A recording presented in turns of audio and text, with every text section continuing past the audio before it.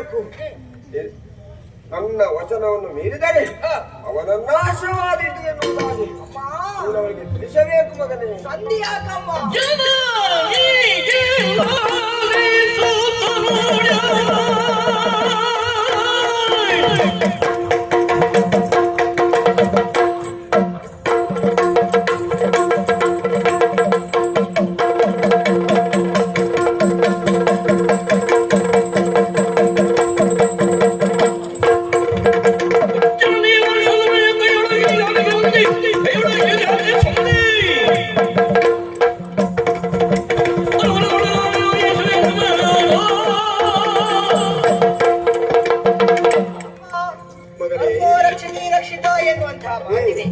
ಯಾರು ಧರ್ಮವನ್ನು ರಕ್ಷಿಸುತ್ತಾರೋ ಅವರನ್ನು ಧರ್ಮ ರಕ್ಷಿಸದಂತೆ.